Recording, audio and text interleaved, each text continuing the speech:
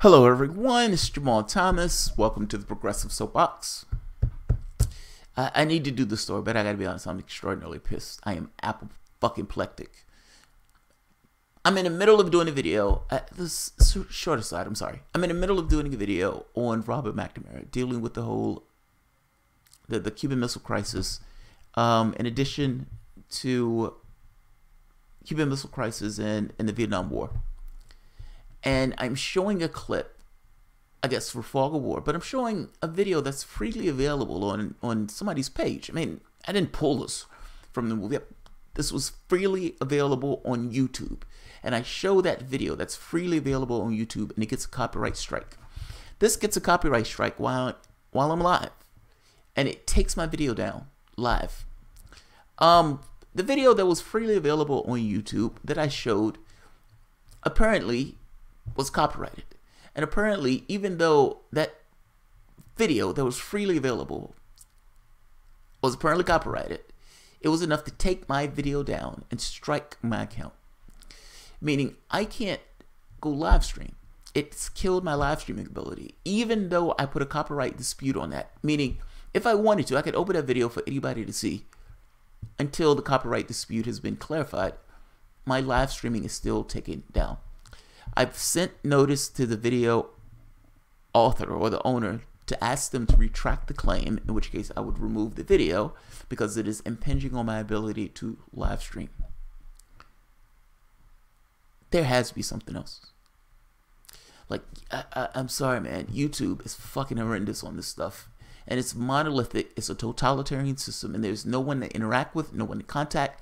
When libertarians are telling me how awesome it is for the top 1% to own every fucking thing and have access to every fucking thing that you do, shit like this. What do you think they're going to do with that? You understand that whether you're talking about 1% in a standpoint of this small minority that has power to control all of this stuff and hoard all of this shit to themselves, they didn't use the legal apparatus and stuff to beat the shit out of everyone else. You understand you have no control of those things. Like, you have no control over the things that the 1% own. When they're bashing the shit out of Native Americans and stealing their own land from them, using the cops and the police force of our tax dollars to do that.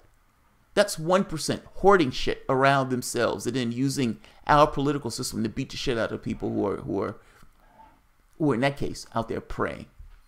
In that case, out there praying. Whether you're talking about the government, whether you're talking about private enterprise, between those two things, you at the very least have some say-so in the things that take place with regards to government. You have no say-so in the totalitarian systems of the top 1%. Just remember that, libertarians, my libertarian friends or buddies who watch this show. I understand that you think that the private enterprise and everything is awesome.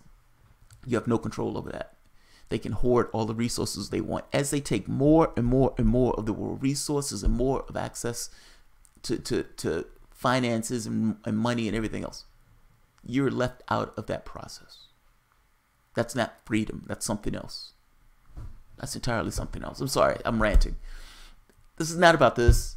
This is one of those.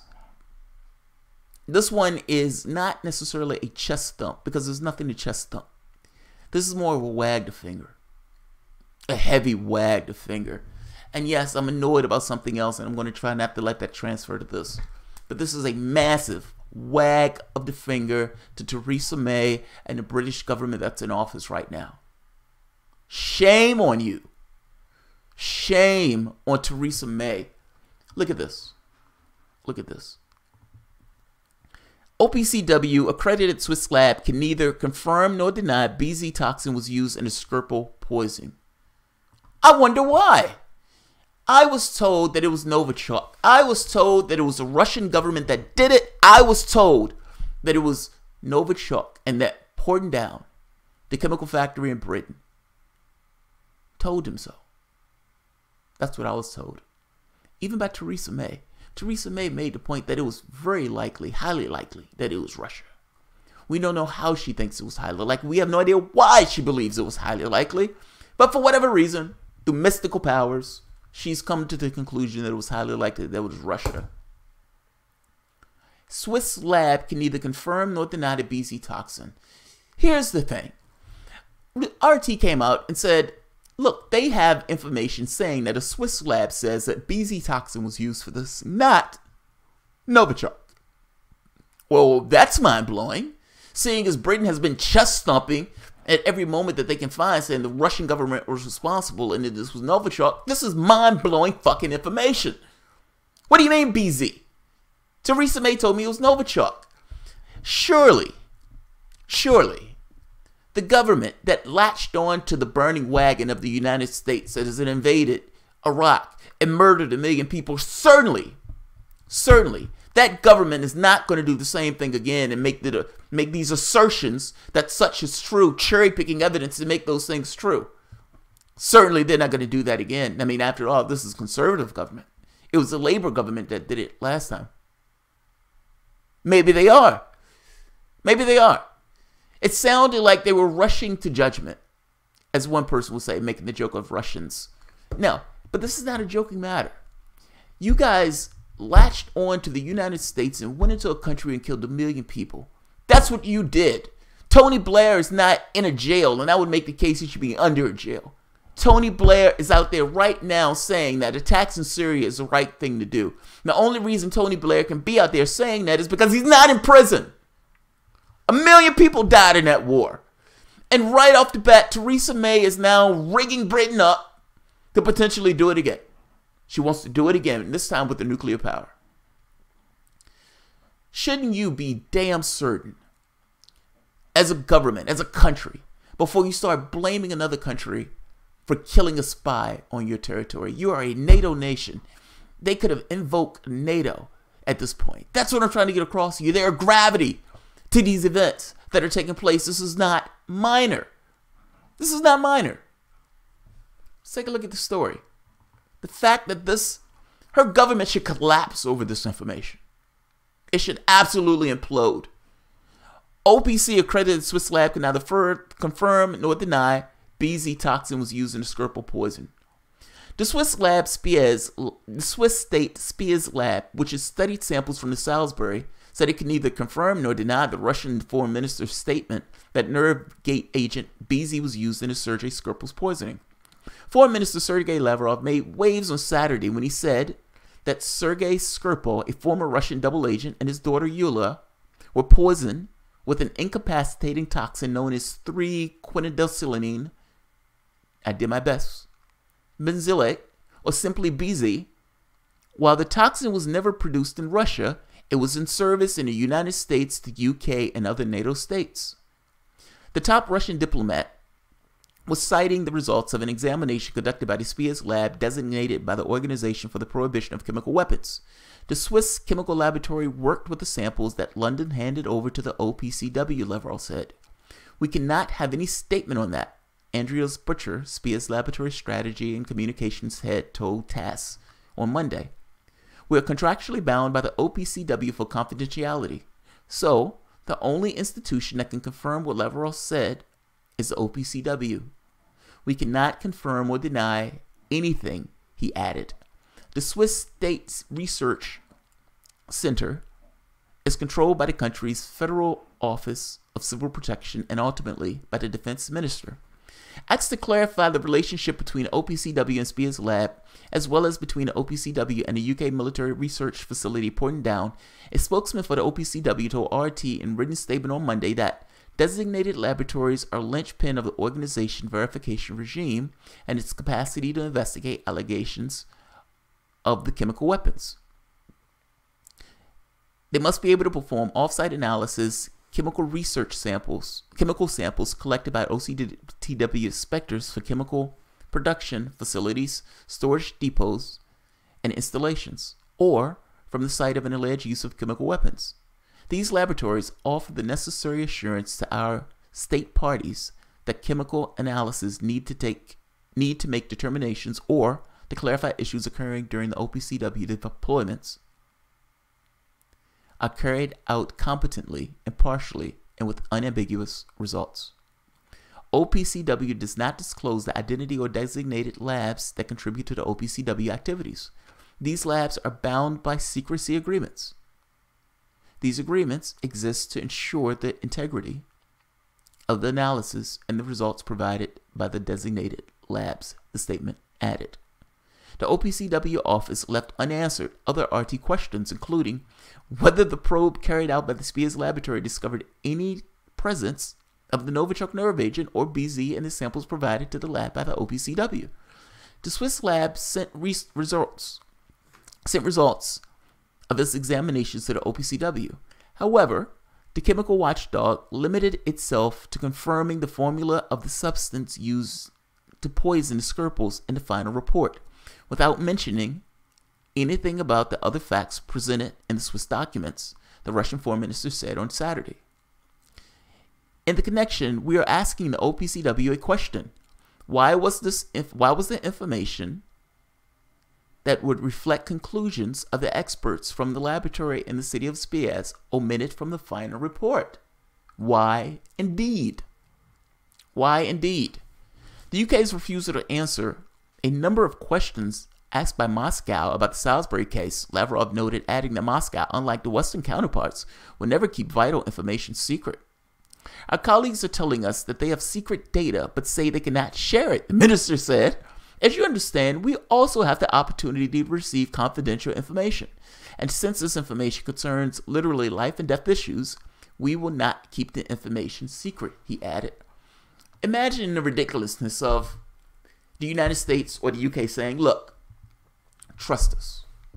We know we invaded a country and killed 1 million people saying they had weapons of mass destruction, but this time we're going to get it right. Trust us. Russia could do the same and say, look, trust us. We also have secret information saying that what you're saying is bogus. Trust us. We don't trust either of you. I trust neither. I trust whether or not you have evidence and information to make that case. I trust the intentions and the motivations and incentives associated with a particular situation. I don't trust either of you. I don't trust either of you. So, what I have here is Britain saying a spy has been poisoned. That this poison is Novichok. And that Novichok is supposed to be powerful enough to kill 1 million men, 50 men, a little bit of Val, and you can kill 1,000 people. But the only person who got killed in this was like a hamster. The only person this high-tech super poison could kill was a hamster. Look, if BZ was used in this, that needs to be allowed into the public. That's the first point. Meaning that information needs to be provided to the public. If Russia is right and they're emitting information, that's a problem. That information needs to be released to the public. Whatever ties that these guys have that are constraining their thoughts, the things that they can say, that needs to be released, and the public needs to get that information, and we need to know. If this is indeed a BZ toxin as opposed to Novichok, we need to know. And Theresa May needs to resign on the spot. She needs to resign on the spot. You killed 1 million people. Do you understand the gravity of your failure? I'm talking about the United States and the UK. Do you get the gravity of your failure? You don't get a second bite at the apple saying, trust us. No, we don't. We don't. We don't. We don't trust you. If this is true, this needs to be elucidated. This needs to be known. This needs to be made clear. Is it true? Like I said, if it is, her government needs to collapse immediately. This is a big fucking deal. And the idea that the OPCW is like, we've admitted that from the report, and Russia's saying, why did you admit that from the report? And they're like, no comment. No comment, my ass. Is this true? You don't get to say no comment. You don't get to say no comment. We can neither confirm nor deny. You don't get to do that. This is too big of a deal for you to say we can neither confirm nor deny. If that is true, this needs to be known. This needs to be known. In fact is, there are two competing narratives of events. I don't trust either narrative. Both have a dog in the hunt. So I'll leave it at that. But I'll leave this article at the bottom. You judge for yourself. You make your own determinations. Look, Portendown came out and said, it's Novichok. I keep wanting to call that guy Gordon Brown for the life, man. I don't know why. I can see him in my head. Boris Johnson. Boris Johnson comes out and said, Russia did it. It says Portendown told him that it was Russia. Down says that guy is a liar. I have no idea what the hell that guy is talking about. We never said such thing. We can never make a determination on where it is. Down was being pressured by the government itself to take a particular narrative of events. The government is saying we have secret information that you just have to trust us on. Russia comes out and says, hey, we don't trust you. You're trying to say that we did something and we're trying to get information on the thing that you say we did. You're stonewalling us. Russia comes out later and says, hey, that Swiss lab found BZ. They found BZ. These guys are saying, Novichok, the Swiss labs found BZ. The Swiss labs come back and say, well, we can either confirm or deny the BZ claim. Russia is asking questions like, why haven't you disseminated this information? Why are you hiding this information? Why haven't you told the rest of the world that you found this chemical? It's getting interesting. Who's right? Who's right? What I will tell you this, Britain jumped the shark like nobody's business, which makes me inherently distrust them.